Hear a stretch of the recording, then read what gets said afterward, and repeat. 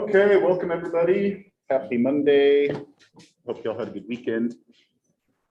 We left off, well, I left you with Giardia and a buttload of parasites, which I thought was awesome. We will come back to Giardia much later in the semester and think some more details about it. So we're still focusing on some protists, some eukaryotic organisms, and there are a plethora of different kinds that we kind of want to touch on a little bit. And I personally feel like we should think lots of human stuff because we're people. We shift gears a little bit, but I like this one because it does show some details of really the complexity of the life cycle of lots of these parasites. It's not exactly the same when we move through and think about them, but there are lots of similarities. Numerous ones where we think about parasites with both asexual and sexual phases of their life cycles and typically different organisms that they are infecting at specific stages in those life cycles, right? We do all sorts of things as we classify these parasites based off of typically the main one that they are exhibiting a sexual phase of their reproduction. We typically call those the definitive hosts. They're the ones that we think of that way. And the other ones, the other hosts where we see asexual life cycles occurring, we call those the intermediary hosts. And it really depends on the circumstances as far as who's serving as what, right? We started thinking about some malaria. We talked a little bit about that stuff. And when it comes to defining those things, the asexual phase of reproduction happens in us. We're the intermediary host. The mosquito is where the sexual phase happens. That's the definitive host, all right? So hosts are varied, the way the life cycles, as we go through there's definitely variation with that. Depends on some of the species. We also could see some where cysts are being generated, and there are others where we don't get any sort of cyst stage. So that transmission would be direct from one host to the next, all right? So lots of potentials with that. So these guys, Eimeria, exhibit both sexual and asexual phases. As you can see here, the credit to this goes to USDA. Eimeria is a pretty big poultry parasite. It plagues all sorts of things, but chickens are definitely issues for contracting this, right?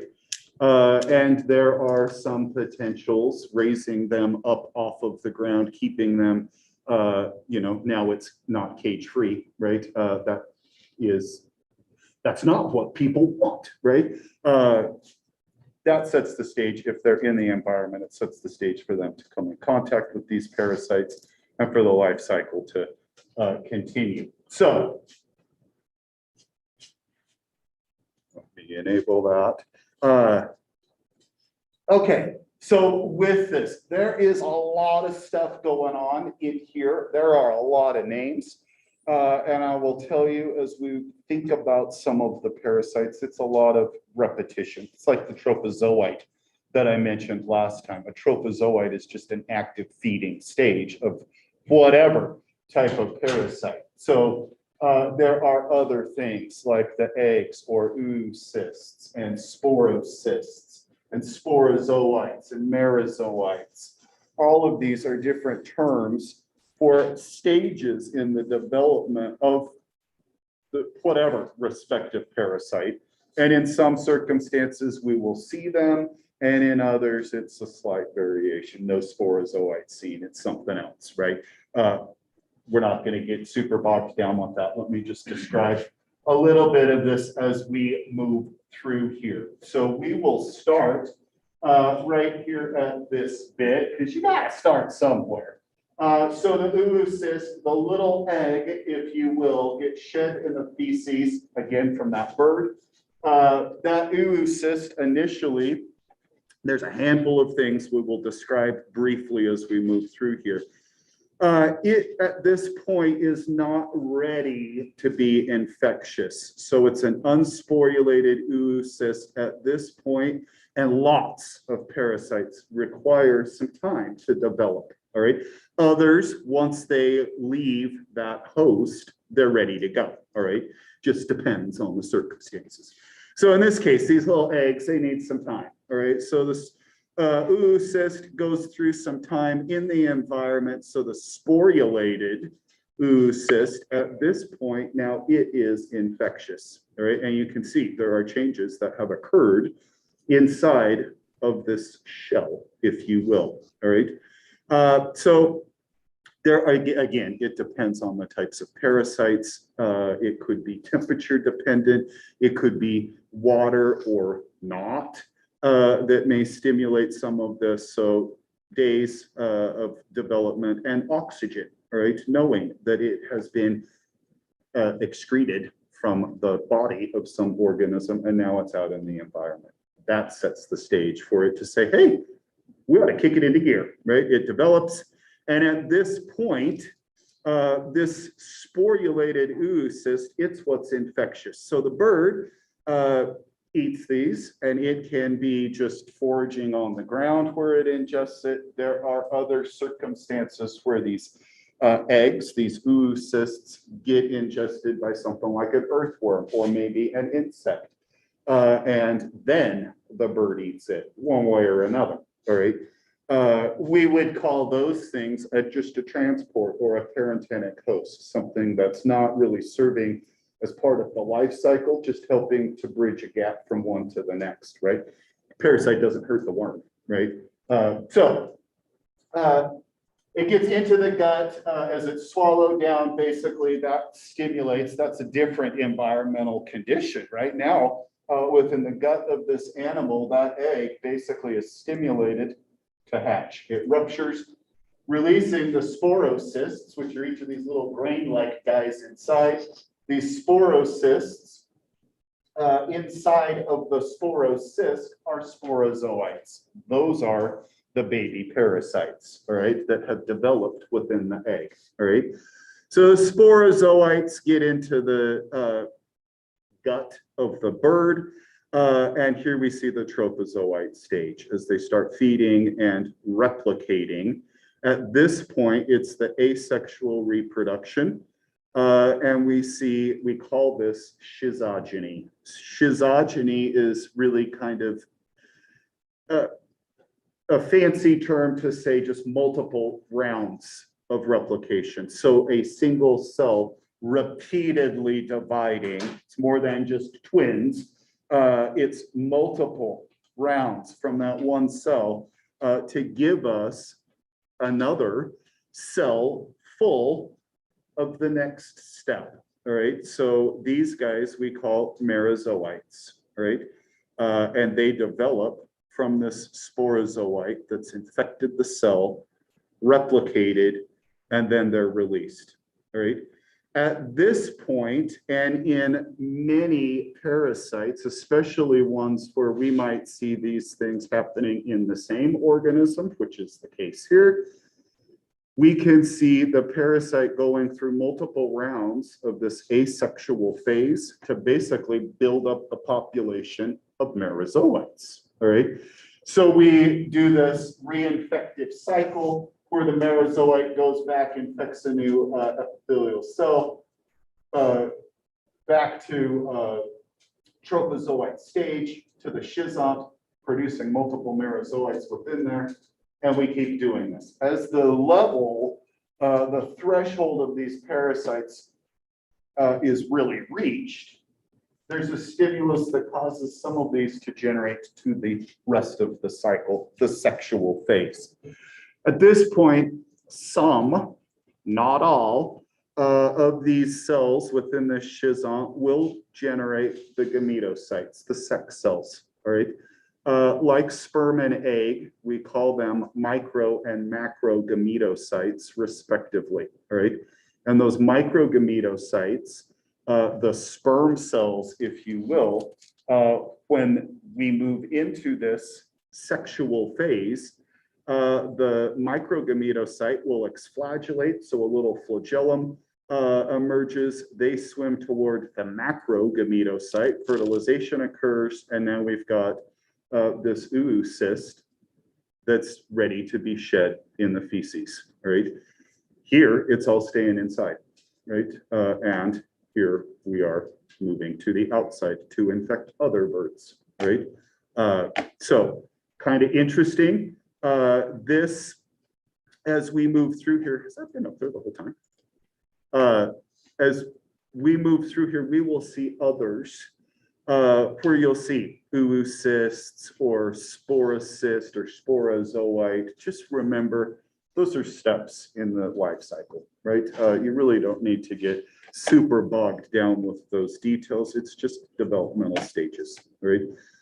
And there, it's truly, to me, pretty fascinating when we think about some of these things where it potentially sets the stage for that parasite to have an ability to persist in an environment where maybe, in this case with the chickens, it's probably they're always around. But you could have another parasite where maybe this type of animal is only there in the spring or only there in the fall. Those parasites might get released at a different point in time, and they need to persist through, a season or 2 seasons before the proper host is back. And so there are other stimuli that some of these things may require to ensure their success. All right. And again, we won't get bogged down with all of those details, but it is really pretty impressive to think about just the complexity of the life cycles of some of these guys. So there are other things we want to think about a little bit with these protists, with these single-celled eukaryotes. And one of the features, one of the things that we might utilize to help understand or group them or classify them will be how they move, or potentially the fact that they don't, because some of them don't move, all right? So they get grouped into a category by themselves, all right? So there are, as far as motility goes, 3 ways that these organisms can move, and we will give you some examples as we progress along. So the ciliates have small hair-like projections, like the flagella, but considerably smaller. So they're fuzzy, basically all over. Paramecium is an example of those guys. The amoeba move by amoeboid-like movements. They push out, they project their cytoplasm and pull themselves through the environment. White blood cells can move in a similar fashion, stuff like macrophages, other ones not really amoeboid movement. So they pull themselves through their environment. In the case of something like Amoeba proteus, these guys might be feeding on something like bacteria in the environment. If it's a parasite like histoplasma that infects us, it would be feeding on red blood cells, all right? So truly depends on who we're talking about and what they would say. I'll eat that for breakfast, right? So the last one over here are the flagellates, and there are potentials for single or multiple flagella on these guys, as we saw the Giardia with a handful of flagella, 5 flagella coming off of it. This one, Euglena, a single flagellum. And there are all sorts of details with them as far as how the flagella is attached and whatever. We can use that for further classification. Euglena is a flagellate that is a little bit different. It's oftentimes observed in biology labs. Euglena have chloroplast inside of them. They're photosynthetic, pretty easy to see, all right? And, interesting to watch them swimming around, all right? So 3 types of motility, right? Ciliates, amoeba, and flagellates. And there are differences with the amoeba as well. We can see these guys with the amoeba here with nice round or smooth kind of pseudopods. There are others. Acanthamoeba is one genus whose pseudopods are like spikes, like little spines, very jagged and sharp, very different than these guys, all right? Okay, and we'll touch on a little of that later. So the protists, and I believe I mentioned a little of this before, when we start thinking about some of the diversity and we move over and evaluate the eukaryotes, there's all sorts of variation, all right? And it makes me think back to, you know, Linnaean times when we start off thinking, oh, you're a plant, or you move and you're an animal, right? All of a sudden, we need more details. And as we progress through, we start separating a little further, right? And we get these protists, these single-celled things, and we recognize this is a step where we need to just say, wait a minute, we need some further separation, all right? And that's really what we're trying to show up here, trying to further separate and divide, all right? All of these guys, as we're looking through here, we can see some similarity and some variation with others. So here, before I just go off on all of this, as we look down below in green, animals are down here. We find ourselves here, right? Choanoflagellates, single-celled protists, right? They're down here, right? Fungi, and then the nuclearids, other protist, single-celled organisms, all within here, all right? So we can see, and we're going to keep progressing up, but we can see in some of these groups, so here, as we move up here to plants, we can see multicellular eukaryotic organisms, and we can see single-celled eukaryotic organisms, protists, algae, single-celled organisms within the kingdom Protista. So we've got all sorts of representatives from the kingdom Protista, but further subdivided as we start looking at this, these super groups, right? So the idea, the hopes are to get them further separated so that we can basically make a little more sense to it and recognize that there is huge diversity. When we think about the protists, there are some, just as we see in the green, there are some that are animal-like, there are some that are like fungi, but again, they're single-celled, all right? And then we move up and we see some that are plant-like, with like the euglena, with the chloroplasts inside of them. There are all sorts of variations within there, and then we can move it up and see some of those variations that further separate. And the potential for these within a handful for them to cause human infection is truly tremendous, right?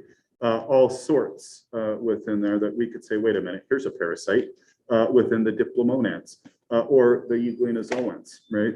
Either way, and whatever, all right?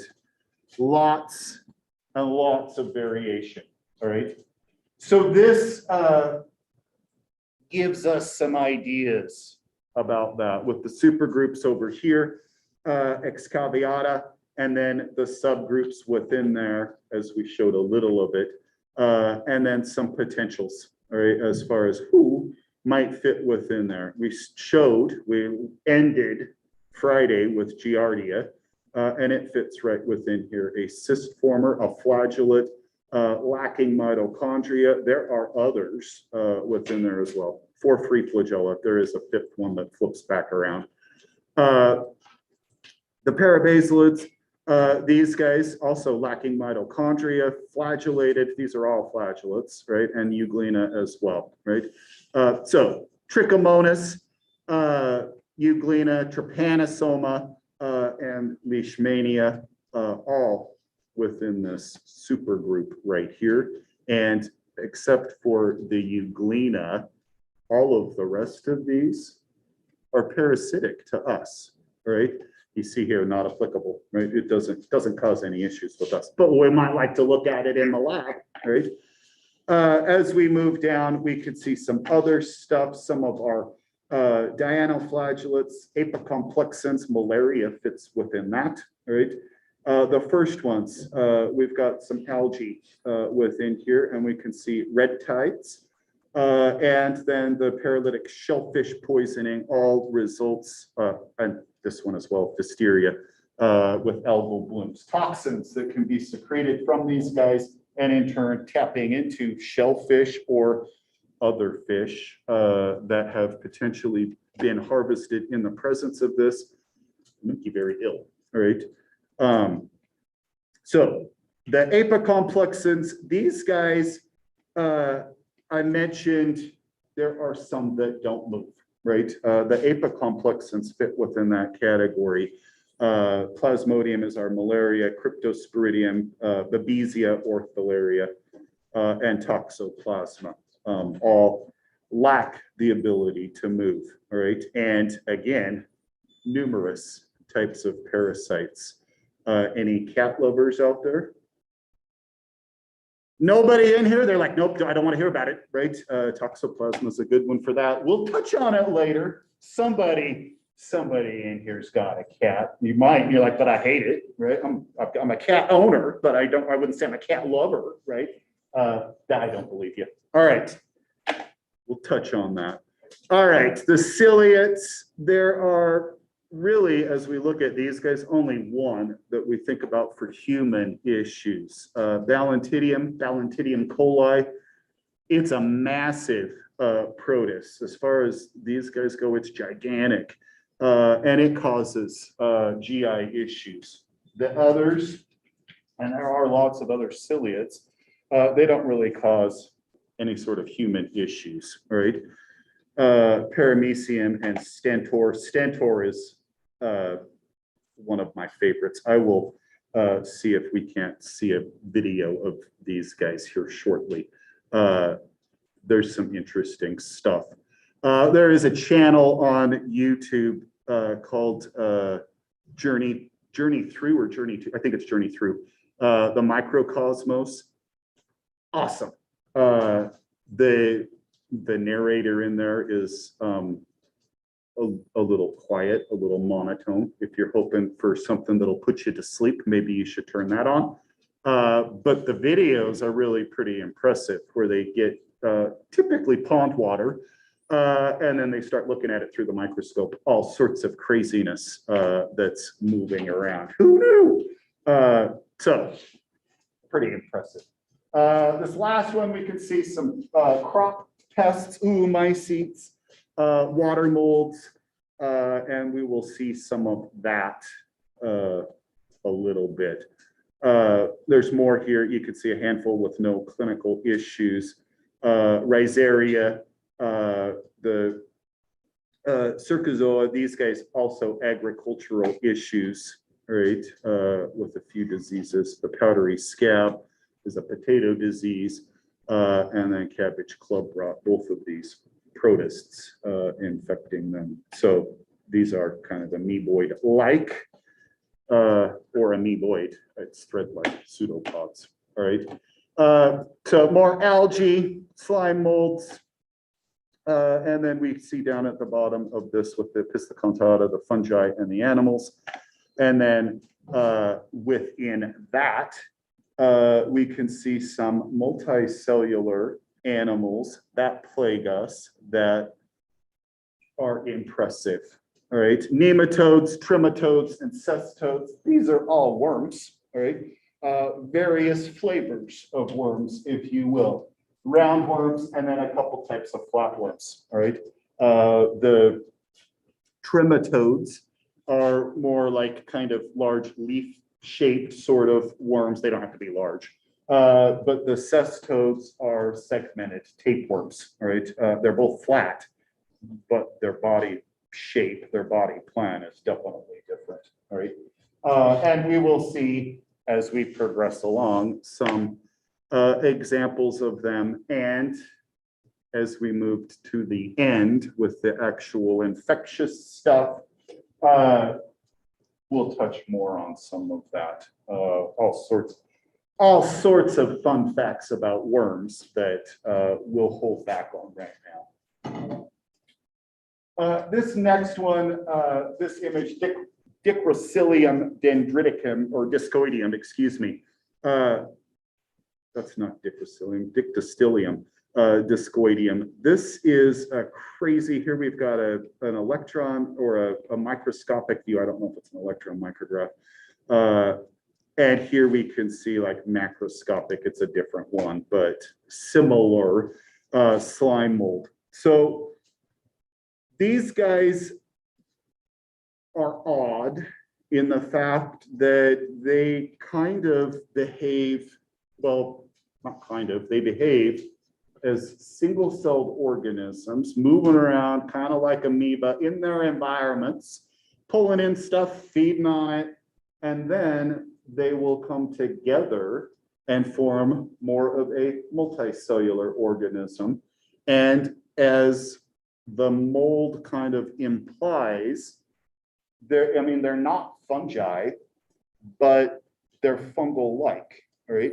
So they come together and they will produce some fruiting bodies that will in turn release these cells, these spores, that will allow for new amoeboid-like cells to continue to proliferate, all right? Pretty impressive, all right? So all sorts of oddities. This, you know, and this story I will tell you, it was many, many years ago. I think I was barely starting graduate school, and not huge details about fungi that I truly felt competent of, you know, knowing all sorts of stuff. But I feel like I saw something very similar to this in one of our houseplants, all right? Very odd, all right? And it was something that, you know, I wasn't exactly sure what was going on, all right? This plant seemed all fine and good, all right? There were no issues with it. We moved from one house to another house, and a few months after we had moved, the plant just kind of seemed a little weird. Looked like it was kind of sickly, right? And it got moved from one room to the next because we thought maybe it's not getting enough light or too much or whatever the heck it was. I don't remember. This was years ago, all right? But it gets moved, all right? And a little bit later, maybe a week or so later, I look at the plant, and just like kind of here, although this looks like we're looking at the forest floor, there's a baby pine tree. As we're looking at the forest floor, it's the same as me looking into this potted plant. And all of the soil in there has this yellowish stuff all over it, right?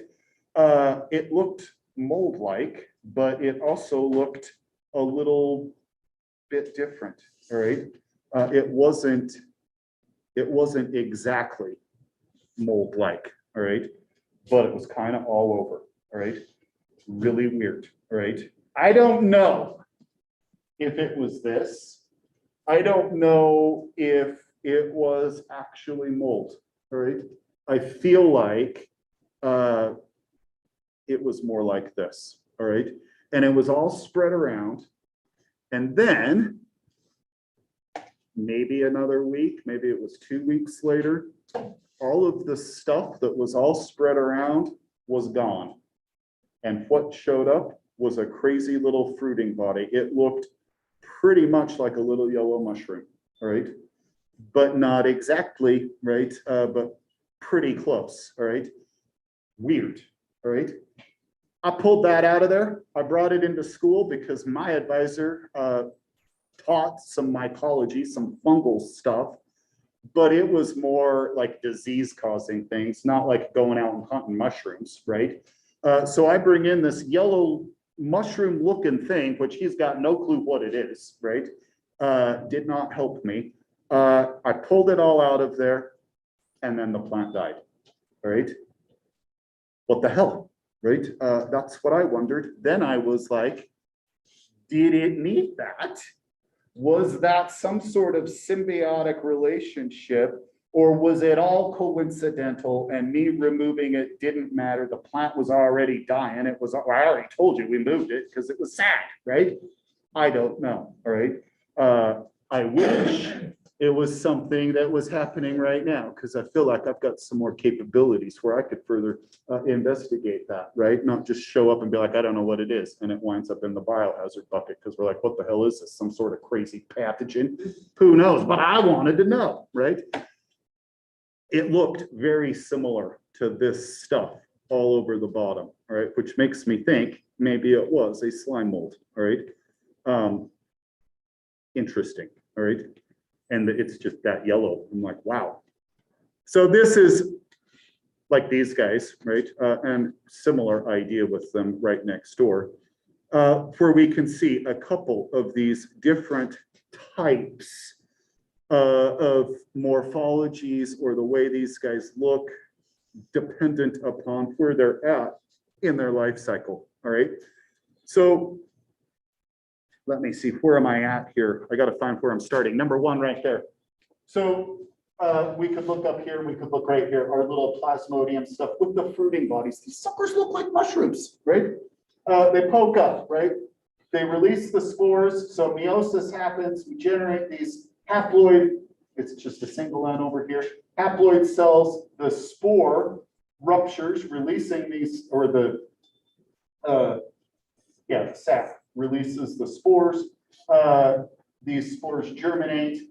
We start growing, right, within their amoeboid-like, and similar idea with some rounds of replication within here, the zygote, or up here, sorry, moving. I want to go this way. So the two amoebas join together, fuse, replicate, and now we've got a diploid cell. We see for this moving up here. It kind of looks slug-like moving through, and then ultimately producing these fruiting bodies, all right? Kind of crazy, all right? And here, all of these amoeboids aggregating into this crazy yellow slug-like thing, which looks pretty stinking close to this, although I wouldn't say that looks like a slug, but it is kind of all coalesced and brought together from a single one of these, right? To thousands of them all together. Crazy, right? So here's another image, different slime mold, but similar sort of an idea.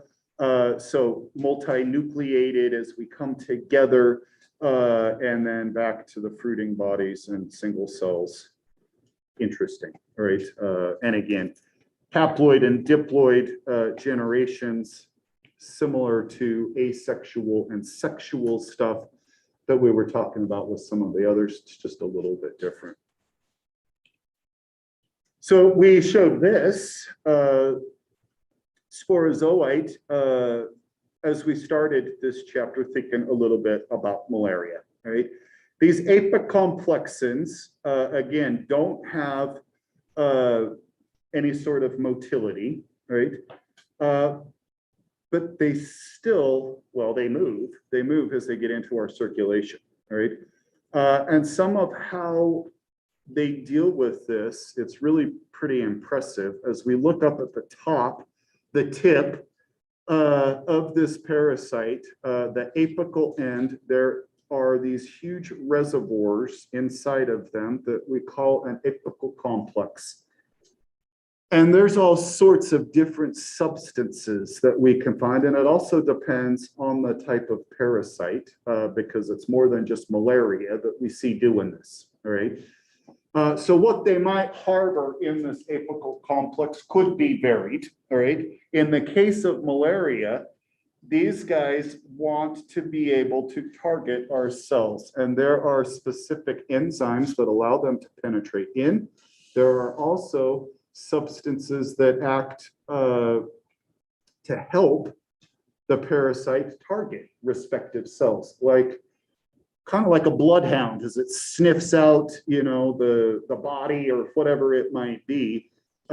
These help the parasite recognize initially liver cells, and it senses specific molecules, and it targets, causes the parasite to kind of hone in on that. Really pretty impressive. And with that said, it also helps, as I said, to get into, once they come in contact with that cell, to allow them entry into the cell. Pretty impressive. And then they start replicating and whatever. We've already talked some details with that. So this image is of Balantidium. As we said a few minutes ago, it's the only ciliate that we think about plaguing people, all right? It does cause some GI issues if you happen to get infected with it. So this image, and you can see our little ruler bar over here at 10 microns. Balantidium is pretty large, all right? As far as the protists go, it's gigantic, all right? You can see around the periphery of its membrane, all of this fuzziness. That's all of the cilia, and it's really pretty pronounced, pretty visible due to basically just the sheer size of these guys that lends to our ability to see it. So that's basically what we want with it. Here is paramecium, and we will flip it back here real quick just to see size-wise, all right? Paramecium is also a ciliate, all right? And here at 25 microns, right, considerably smaller. And the cilia, you'd be hard pressed to really say that it's got them, all right? Not based off of this image, but the Balantidium, you can definitely see those suckers, right? They're there, and if we were to stain it up specifically to see that, you could see that, all right? You can see it a lot better on the cartoon image over here, right? Where that's really what we're trying to look at, right? So it's there, all right? There are all sorts of other details when we think about this, the paramecium and other ciliates. We can see some mouths in here, this oral groove, where food is with cilia that are in there. It helps to whip it and propel it in. You can kind of see right here, there's some cilia. So it helps to bring things into the mouth. As we bring it into the cytostome, kind of the throat within there, it gets into, basically gets into a vacuole as we bring it in, endocytosis, all right? And now within this vacuole, we'll fuse with lysosomes, that's what we're seeing up here, degrading it. And then we also will dump wastes, and here this anal pore helps to bring the waste to the outside. Very primitive as we look at it, but lots of things that are, you're like, wow, that's like a person, right? Feeding and getting rid of waste, but just in a single cell, right? Pretty crazy. There's other details with the nuclei, macro and micronuclei. We're not going to get into details with that. There is a contractile vacuole with these guys, these living in an aquatic environment, so it helps to propel and deal with that and osmolar regulation as well. These guys, they truly are like some of my favorites when I think about some protists. And I'm not thinking about parasites, because there are parasites that I'm like, oh my gosh, I love that one, right? These are not parasitic, all right? These are completely different and really pretty impressive, all right? So there are definitely numerous videos with some stentor. You can see it oftentimes in like pond water or other stuff. I have and I question how good it is. I have a pretty old bucket of nice and stagnant water down in the basement. It's in a fume hood, so it doesn't smell bad, all right? Because the smell is being sucked up out of the building, right? This bucket's full of more than just water. It's got a bunch of straw that I threw in there a year ago, over a year ago. I put straw in there and I put water in there. And then I put it into the hood and I let it set for about a month. All right. It's been more than a year, right? But I let it set for about a month. At that point, I started collecting a little bit of water and peeking at it under the microscope, like laying hook, right? As I'm looking at this stuff under the microscope, these things and others were all over the place. And they're there in the environment, in the straw or in the soil, whatever it might be, oftentimes maybe eggs or cysts, or what was there to begin with, and then put into a habitat that's going to stimulate them, like water, or maybe nutrients as the stuff's starting to get degraded one way or another. These things hatched out. And they start feeding on a bunch of stuff like bacteria or other smaller protists moving around. So they've got a bunch of cilia up at the top, like on their heads, that look like little propellers that when they turn on, they start spinning, and it's helping to, they also got a little mouth, cytostome, helping to propel and whip stuff right into their mouths. We want to eat some bacteria, right? They also, they've got a hold fast. They don't have to be tethered, but they oftentimes are tethered to some substrate.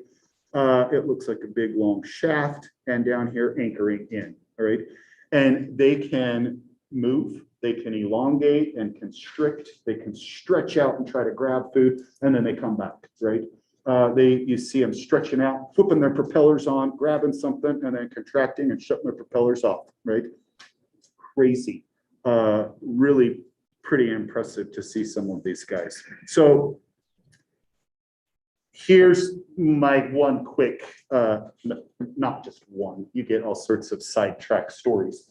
I was teaching a biology class in Idaho Falls many years back. And the idea with this, like lots of biology classes, when you're first looking at some stuff under the microscope, you're looking at all sorts of different things, whether it be trying to see chromosomes or other stuff. We were talking about some photosynthesis, and we wanted to see plant cells under the microscope. And there's lots of different things you can see when you look at stuff, especially like Aloidea and some others like fish tank types of plants. They're pretty good to work with and visualize. That's what we had. Some of these plants from an aquarium. So there's water, there's the plants, who knows, right? We're putting little leaves on microscope slides, cover slip on the top of them, and then looking at them. We're not heating them, we're not fixing them, we're not doing anything to them. If anything's in that drop of water, that sucker's alive too, right? And it's moving around. So you could see the leaf and you could see stuff like inside as you're trying to zoom in on it, like movement of stuff, cytoplasmic streaming. As that leaf is trying to photosynthesize, there's molecules moving around inside, right? You can kind of see that stuff happening. Kind of cool, all right? But what changed the whole atmosphere was somebody saying, holy cow, what is this, right? And it's this, right? Moving around and feeding, and everybody wants to peek in this microscope, and we all start looking at it, and we're no longer talking photosynthesis, right? We don't want to think about these plants anymore. We want to think about these guys, right? That's what we want to look at, right? It changed very rapidly as we started thinking about these single-celled organisms that are, well, pretty awesome, right? Stentor is definitely pretty impressive to visualize it, and quite active. It's definitely not like staring through the microscope and seeing a bacterium just laying there, right? Not so impressive, all right? But seeing one of these reach out and grab a bacterium and pull it in and try to eat it, well, that's a different story, right? Pretty impressive. All right, let's quit with that. I think that's a good stopping point. We got a few minutes early, but I don't want to talk about this, my seat right now. I want to end on a high note. I will see if I can find some of those videos. I'll just try to post them onto Moodle so you can check that stuff out. All right, guys, see you Wednesday.